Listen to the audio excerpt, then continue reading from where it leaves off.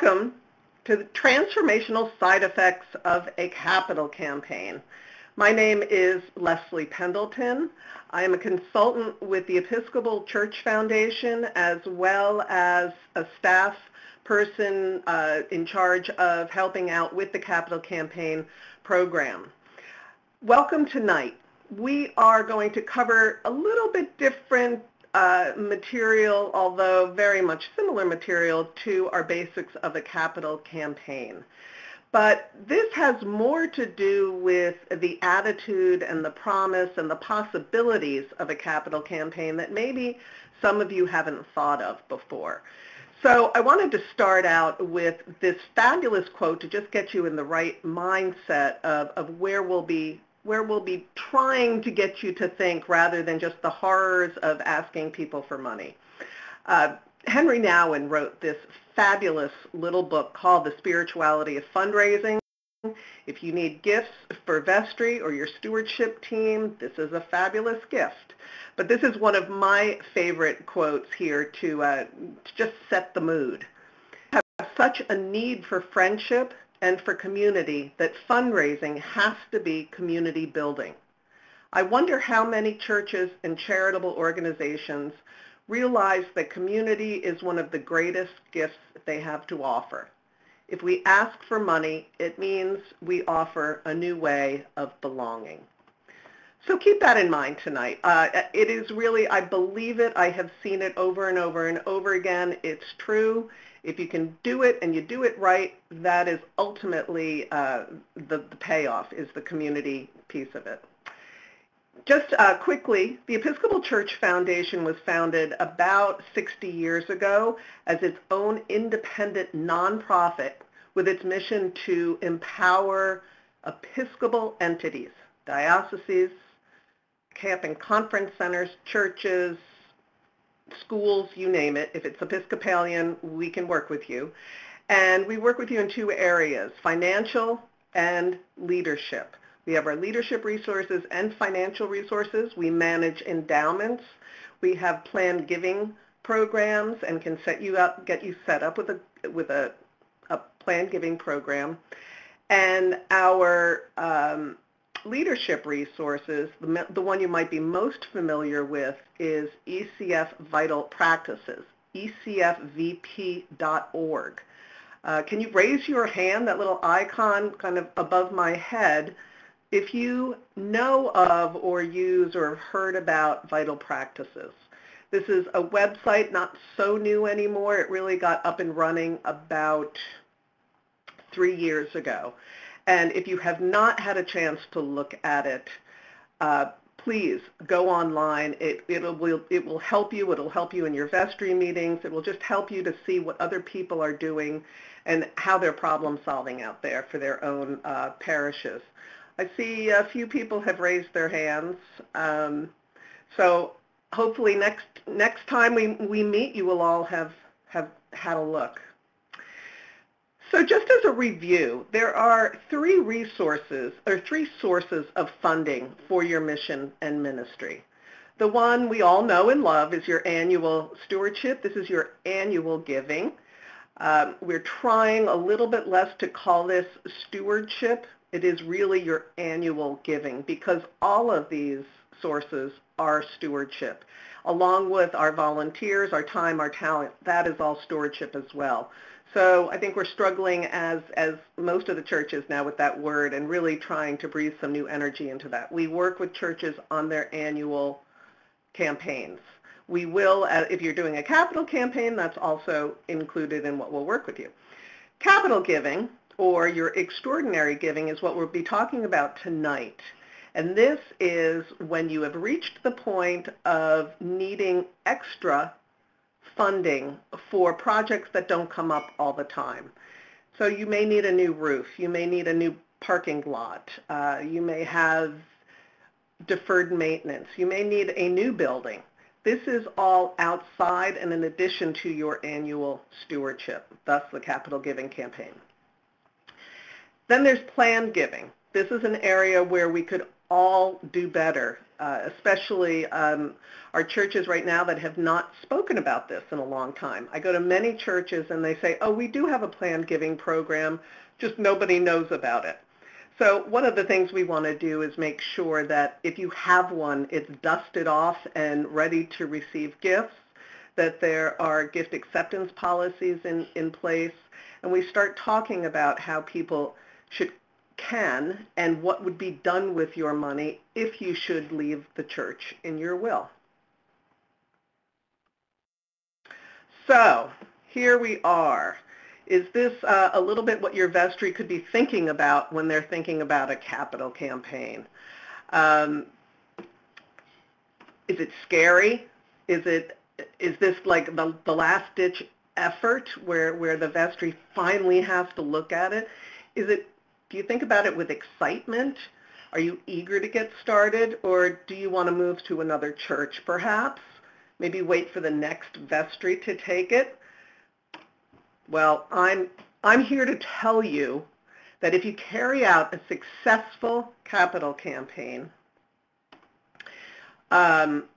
you will be empowering your congregation. People will not be thinking about the agony of writing a check. They will be eager to support the vision and the mission that you've outlined. Your parish will be energized, focused, empowered, and equipped to live out a common mission. We divide ECF's methodology for carrying out a capital campaign has 3 distinct phases. There are 3 separate contracts, and they all have their own standalone purpose. So once you decide to do a capital campaign, you don't necessarily have to decide from the beginning to the end, this is it, we're all in. You have to start somewhere, and it being the church, we start with discernment.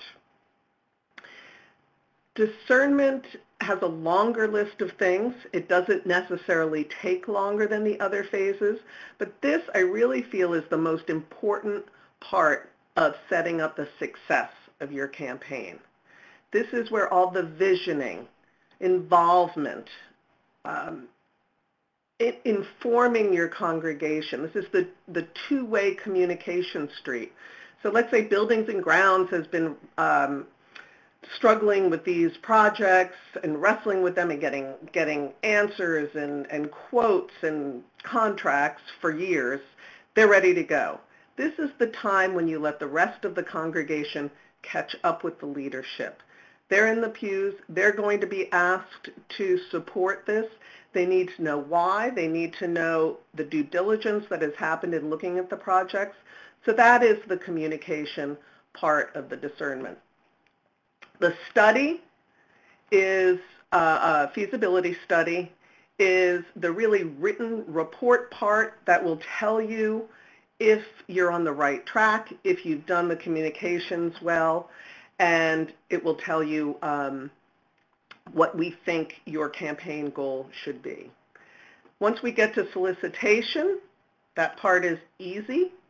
By then, everybody will know exactly what's going on and why you're doing it, and it won't be a surprise to anyone because you have done discernment so well. So back to discernment. Why is that so important? No matter what the projects are that you're identifying, you need to link them to the purpose of your congregation and your church today.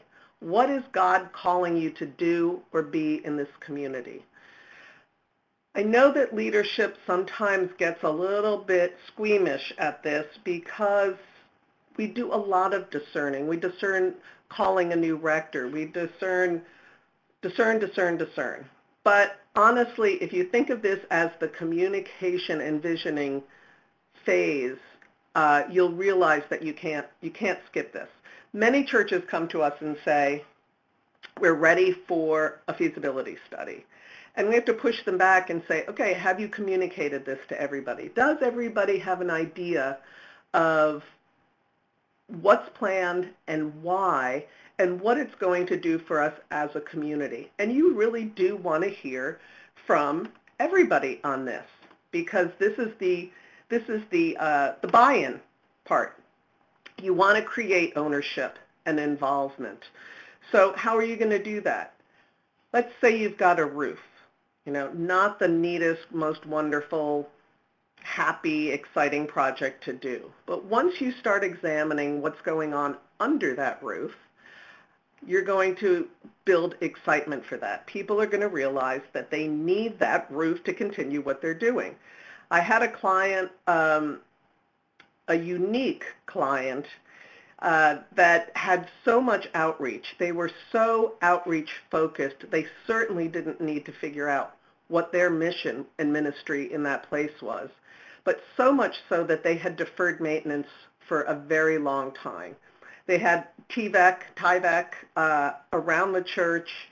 There was crumbling going on, but there were people being fed, children getting food stamps, all of that sort of thing, until they realized one of the walls in the church was bowed and going to collapse. And with that would have been all of the activities going on in the church. So that is always the connection. The discernment nitty-gritty. So how would we do it? Again, this is the relationship building part. We break into small groups, or we do all parish meetings. Whatever it is in the culture of your church that connects people and gathers people together. We like the model of small groups because often there are people who just do not feel comfortable standing up or expressing themselves in a large group, or they get shouted down. So you really want the safe space and the encouragement, and often it takes convincing that we really do want to hear from everyone. So you present what you have, your plans and all, and we listen. We listen to what people have to say. This may be when other people say, this is what happened in our last campaign, and there are some really bad feelings about that. That's often a piece of it. People have opinions about projects that are very enlightening, and you want to find this out now before the tractors pull away and you finished a project and you found out that there was a great idea that you never even heard of. This is also a time where you may find what we call low-hanging fruit, things that can be done that don't need any capital funding, a way that people are connecting and say, this would really be a great project to do that they can go and do. It's also a time to look back, to take stock of where you've been. Maybe there are projects you're doing now that have really lost their energy, that are really taking energy from your ministry and not contributing to the energy in the parish. And maybe it's time to set some things aside and discover where the energy really is for now. At the same time of all of this discussion, you also have a lot of contacting to do. So you're talking to contractors, you're getting your projects figured out, you're getting drawings figured out, and that often takes time and slows the process down. This really is not a time-consuming process unless there's real construction or planning issues that slow us down. So the side effects, what I like to call the side effects of this, the past is appreciated and celebrated. We often know that as we grow as a congregation, as time goes by, you realize, oh, wasn't it great when we used to do this, when we used to have couples dinners or a rummage sale or a fashion show, and what was it that went on during that time that was fabulous, that brought so much life to the parish, and celebrate it. It may be time to say goodbye and we can't do this activity anymore, but it helps us understand what we're called to do now. Where is the energy now? New dreams are identified, as I talked about the low-hanging fruit, and the congregation is engaged and empowered for future mission. This focus with also the focus on eventually raising money for projects to enable you to go on and go further with your ministry gets people focused on a goal and a mission, especially when they are all consulted. I know that this makes some of us who realize that it's much easier to get something done with a group of 5. That's true about a lot of things, and you can divide everybody into groups of 5, but you really want to do this part as an entire congregation down to the very end, because you will be inviting everyone to participate in the campaign. So now we have pretty much everybody on board, at least knowing that there is a campaign coming. There are some projects. They know the level of need of some of these projects. They might have opinions, but you may not have a complete consensus yet. Now you can go to your feasibility study. You have quotes for projects, so real projects with real costs. You want to be able to put that in front of people so that they can weigh the priorities. You want to see if people are aware of this, aware of the need, and whether they support it. We also, at this point, will prioritize, put a list of projects to be prioritized. And in the report you get back, you will find out, well, 90% of the parish thinks project number 1 is the top priority. So it's very helpful to the leadership to have this black and white in print report. It's very helpful to your congregation as well, because it really eliminates the ability for a few voices to say and speak for everyone is saying. It really eliminates that as a criteria, like, well, who is everyone? Is that really true? You will have percentages. You will have comments. You will have hopes and dreams. You will have fears and everything from soup to nuts. The other thing we will be telling you is how much we think you can raise. We will give you a goal, a monetary goal that we think we will recommend as the goal for your campaign. And 92% of our clients make or exceed that goal. You might say, well, we have $2 million worth of projects.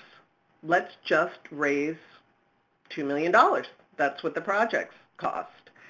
It is very, very important, and I can't say it enough, you'll hear me say it some more, that this campaign is a success.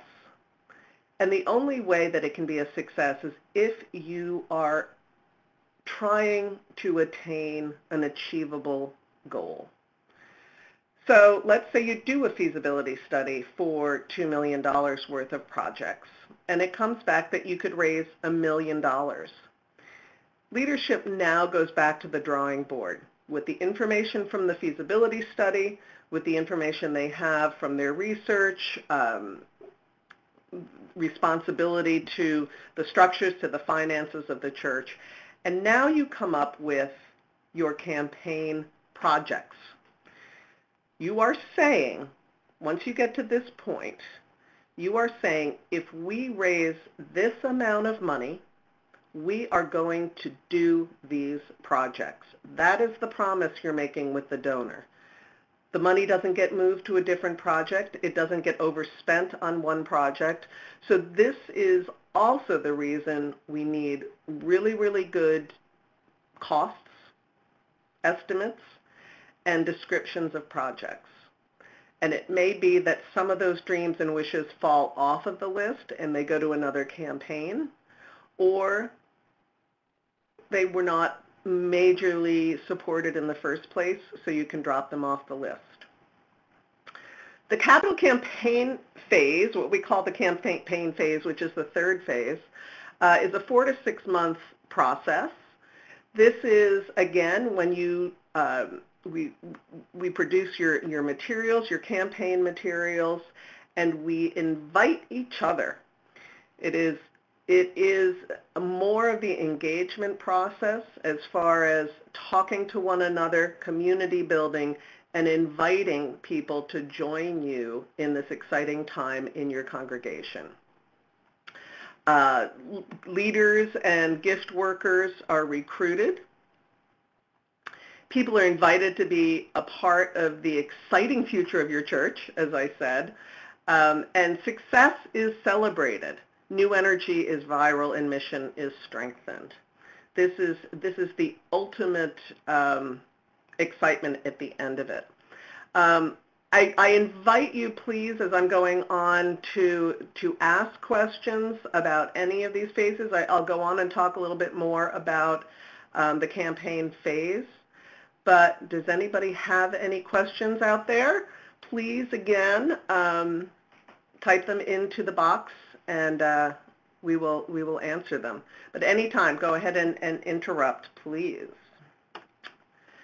This is an example of a brochure, of a campaign brochure, the final phase campaign brochure, with a campaign prayer and a goal and a theme, a bridge to a dream. This was a building campaign. I often liken these materials, they're such fun to open up when you've finally done all of this work and you've gone from, can we do this, do we want to do this, to the feasibility study that says you can do it, to this point when you're actually asking people for donations to make it possible. And it should honestly be a great reflection of your congregation and the hard work you've done. You could go to your neighbors and say, look at what is happening at my parish. Don't you want to be a part of this? We do, form a gift chart where people would be able to see how the amount of money they need to raise, how that breaks down as to what is needed and the number of gifts. And this I liken to, honestly, what it could all mean. It is community, it is inviting each other, it is participating with each other to achieve an end that everybody is hopeful for, so that you can go on and grow and live more so into your mission. I'd love to hear some scenarios, some questions, some concerns from all of you that might benefit the group on here. If you've had experiences with a campaign that weren't so great, that were great, please let us know. Often the question then becomes, can we do this alone? My answer is yes, certainly you can do it alone. But do you want to do it alone? Should you do it alone is a better question. So why get a consultant? Why hire a consultant? Honestly, consultants will do more campaigns in 1 year than any clergy person will do in their entire lifetime. So you have a depth and breadth of experience there. We work, ECF, for example, works with Episcopal churches, and we have consultants all over the country. And I often ask the consultants to weigh in on a question if it comes up, if it's a different situation in a congregation. We're neutral and confidential. Often there are people who don't feel they're going to be listened to. Maybe they've been complaining about the same thing for a long time. We can offer that ear that hasn't been bent for a long time about this, and really be that listening piece. We can also hold the mirror up for you. I'm going to read a question here. Can a successful campaign be run with a partner organization, as in an affiliated outreach nonprofit? Certainly, yes, I would say it certainly could be, if both parties are willing. Often we look to the people who use our church and the neighborhood around it and think there's going to be a lot of support from the community for our campaign. This is really not normally true. It's your church. We love your church. It's pretty, but it's your church. So I do tell clients often, you may get some extra thank you money, but it's not going to make or break your campaign. If you're in a true partnership with a nonprofit, meaning they share your space, then definitely it could be a joint campaign. If you're improving their space, this is where grant money comes into play if it's being used for something other than your parishioners. So it's definitely something you could look into. Another question here says, our needs are all maintenance of existing bricks and mortar, painting the steeple, for example. Can you talk more about how we can make these mundane needs more exciting and engaging? This is what I was talking about earlier as far as connecting what that steeple means. Okay, it's a peeling steeple. Painting that steeple is not necessarily going to improve the quality of life for God's people, but it is most likely a significant piece of history for your parish, for the town. It could mean there's leaking going on in the church if that happens. I actually just worked with a parish in Massachusetts that replaced their steeple after 200 years. It fell off the church 200 years ago and they were replacing it. And I thought this is really going to be difficult for everybody to get on board with, and it was. But the church itself is so hidden and tucked away, and the church made such a case that this was going to be a statement of we are here, and we're here to stay, and we're visible, and we are open, and we want you here, that it worked. The parish got around it. The town came out for it. There was they engaged. They did other things. It wasn't just the steeple. But there was a statement. There was a real feeling attached to that. So people get very practical, I would say, when it comes to this. When it's a foundation crumbling or a roof leaking or mortar, plaster, that sort of thing. People realize that they want their church to stay, and there is some pride in saying, if a newcomer walked in here, does it matter that our carpet is stained? Does it matter that our plaster is cracking? Well, yes, it does. And if it has something to do with saying who you are as a community, do you care about this place? Do you care about history? And what is going to go on inside here? Do you want it to be a welcoming, comfortable place for outsiders, for people to come and use your space, for you to host groups, that sort of thing? So it's just engaging in what you do as a people. And those mundane projects really will not seem quite so mundane. So I'm going to go back to, do you need a consultant? Because we have a question here about when to hire a consultant. Having a consultant, I'm just going to finish this, benefits to having one. Honestly, you will be able to raise more money. I think you will have a higher goal potential because we work with you to the end. Churches that have used volunteers from within their own parish run the risk of burning out their volunteers, and certainly a couple of key leaders who are pushing back on volunteers and managing volunteers, not to mention trying to keep them on task. So when you get to the end and you've gotten 3/4 of the way to your goal, I could see the tendency to say, you know what, good enough, I'm done, this has been enough. When to hire a consultant is often a big question that people have. I personally feel, and I could ask my colleagues, I'm not sure they all agree with me, that earlier is better. Unless you are already engaged in some sort of discernment process, a lot of architects will conduct small group meetings and really get feedback from people on buildings, which is great. So that does a lot of that work. A consultant walking with you earlier than later gets to point you in the right direction, gets to keep you from going down the wrong path for too long. So I would say as soon as you're really ready to be thinking about projects, if you have projects but need to get it conveyed to the congregation, get a consultant. It's not that they're going to be working with you every day. You're just going to come up with a plan and get moving in the right direction.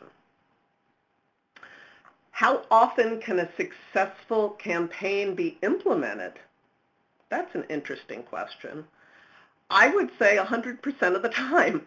I don't think there's ever a time to do a campaign badly. You know that it will stay in your DNA forever. Terry's telling me that she thinks you mean how often should you do a campaign. We generally recommend every 10 years. Do congregations do that? Not many. I think more and more, and once you've had a successful campaign and sort of brought along the culture of people understanding the need for it and then also realizing the benefit of it, you could think about it every 10 to 12 years, 8, 10, 12 years. I have a question about ECF's goal that 92% of the campaigns meet or exceed. More detail on that number. So in the feasibility study, we survey the entire congregation. Everyone is asked to participate. Obviously, not everyone participates. We do interviews, a certain number of personal interviews, but then everyone in the congregation is surveyed. And in that survey, we ask people to indicate a range that they would be willing to give if they supported the projects. With the percentage of people who return the surveys, we apply a multiplier, and we can determine the most likely goal, the amount that you are going to be able to raise, and it is 92%. I'm often really shocked at how close we come to exactly what you can raise. If you go over that, or you need to go over it, you can always do a challenge goal, add a challenge goal to it, so that if you raise more than that, you're promising, if we raise more than this, we will do this. Again, it's another commitment.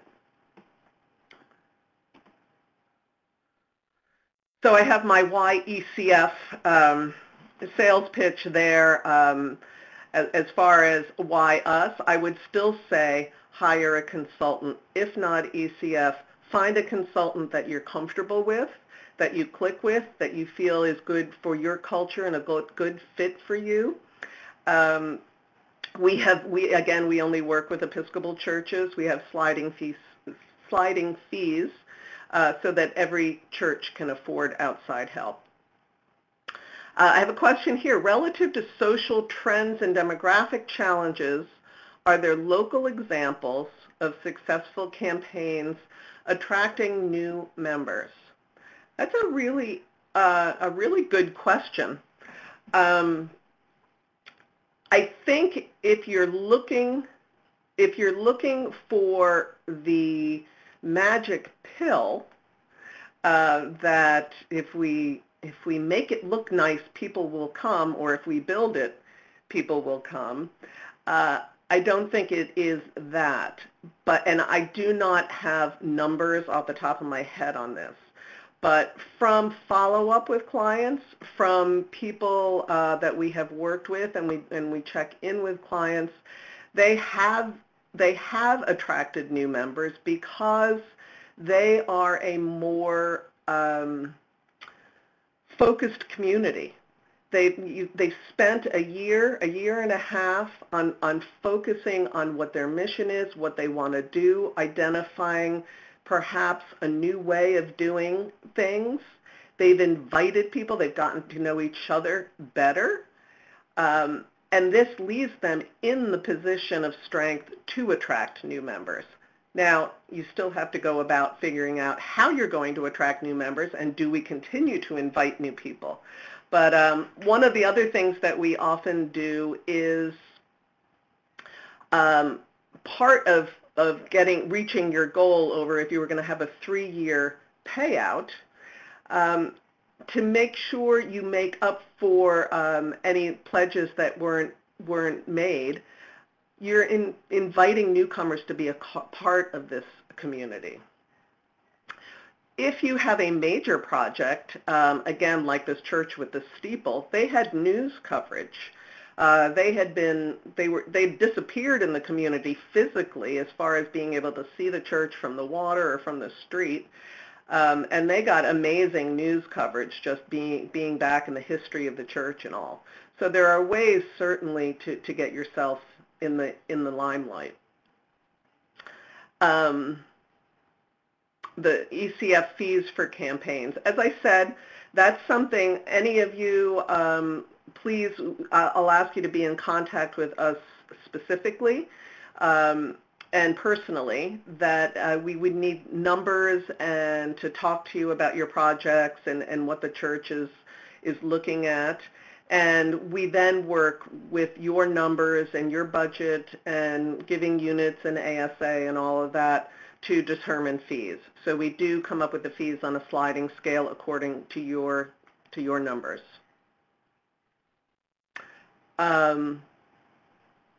What percentage of a capital campaign can reasonably be directed toward endowment? We have done, in fact, I think Terry worked with a church that did a campaign completely for endowment. Again, it's the case you make. So if you are building an endowment, in order to have a building fund, to say, you know, we need this amount of money that we would take from our endowment earnings and put toward a maintenance fund that then would not have to come out of our annual budget, but we could take care of the roof and really look at our own operating needs and physical plant needs, people will respond to that well.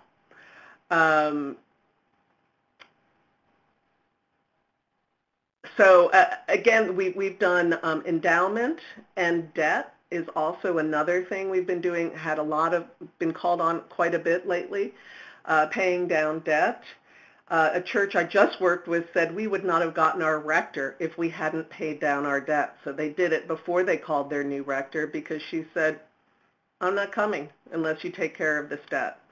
So and there were reasons behind that, and they made the case to the church, and they did that. Now they're in another full-fledged capital campaign. But as long as you are making the connection to your purpose and what mission it's going to enable, what is building your endowment going to do, what is paying off the debt going to allow you to do, that is the key. One other thing I want to say about fees while you're looking for a campaign consultant.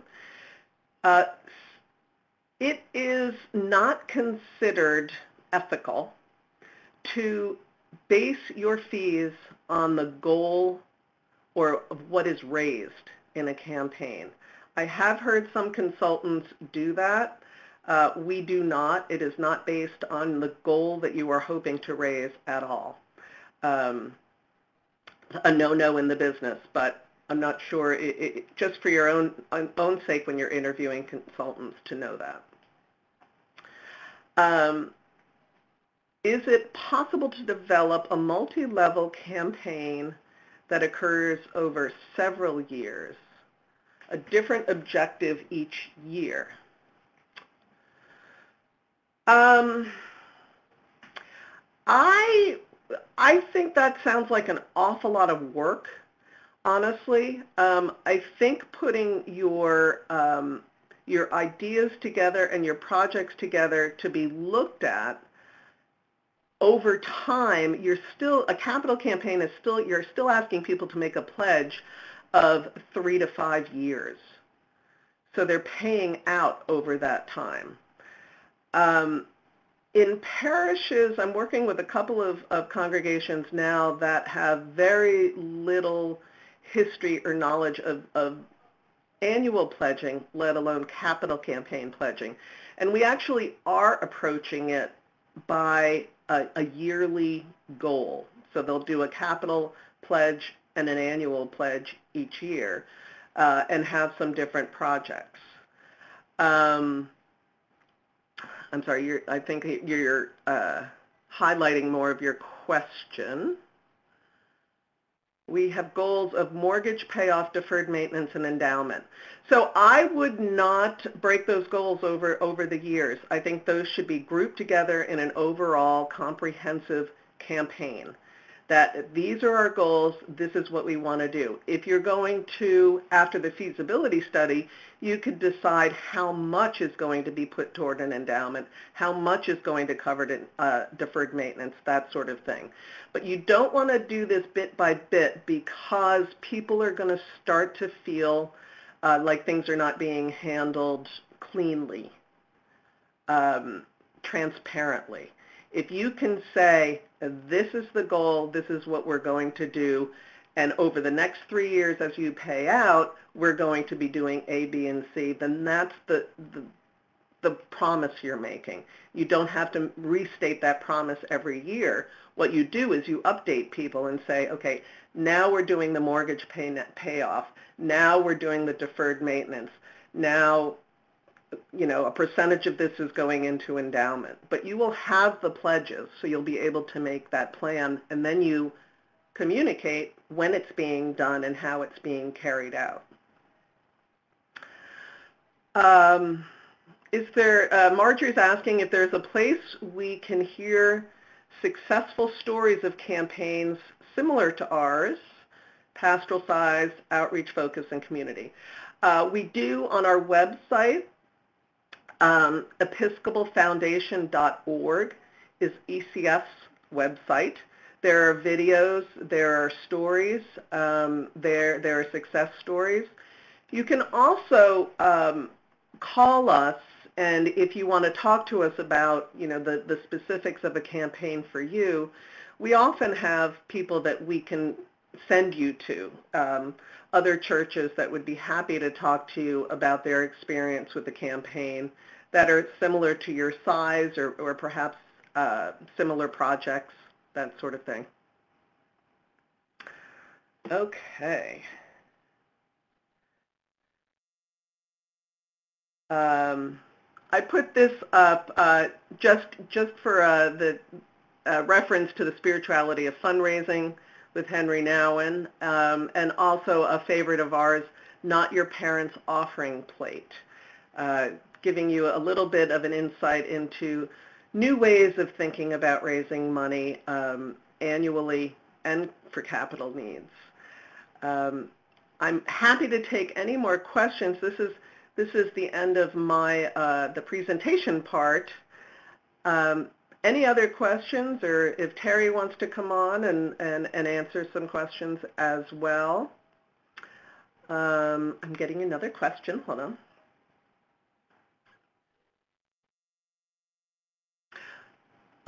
Okay, so really,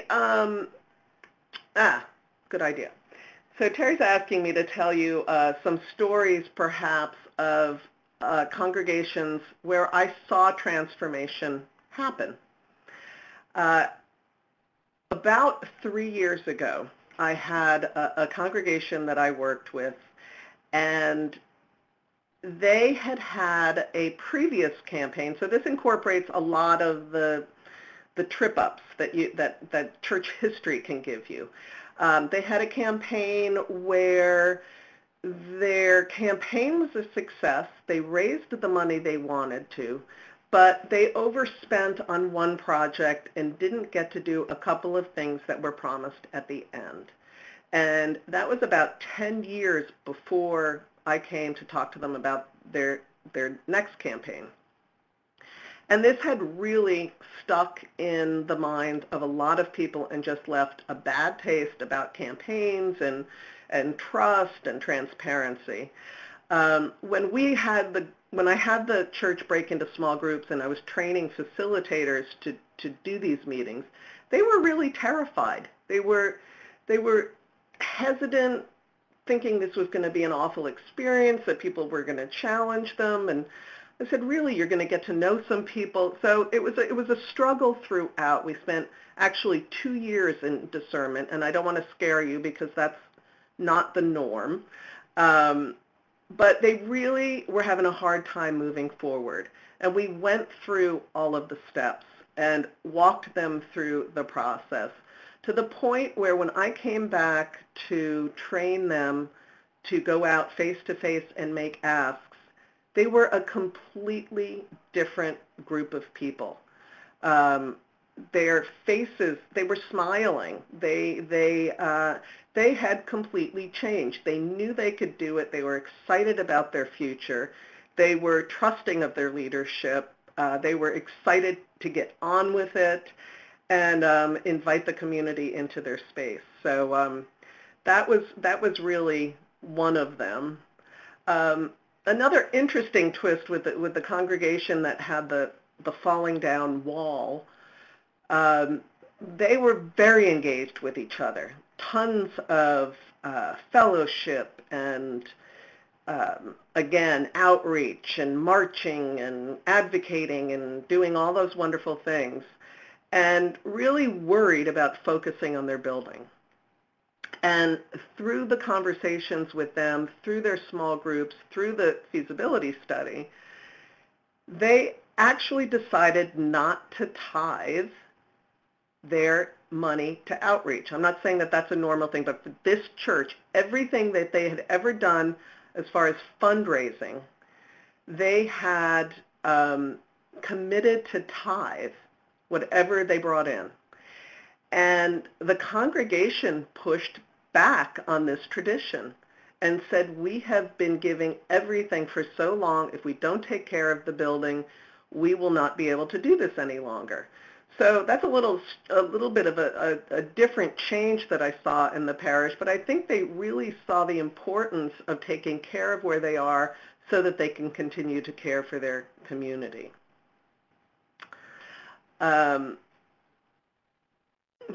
Nick is asking if he could show this recording to his parish.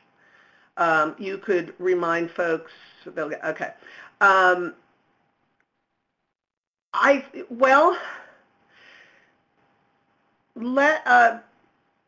think it would be incredibly boring.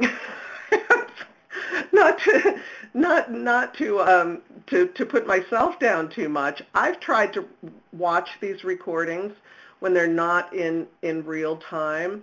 What I think is more helpful is honestly, if you want us to come out and do a presentation to a group, it can be a larger group than just your vestry. It's no charge for us to come and present and tell the congregation about our services. I think what you can do is share the link. So we are going to send you an email after tonight with a recording and a link to this recording for you to share. So you could certainly make it available to people, and if they were so interested, then they could watch it. So that part is completely fine. So yes, sharing the recording would be great. Watching it with your parish, I think, would be terrible.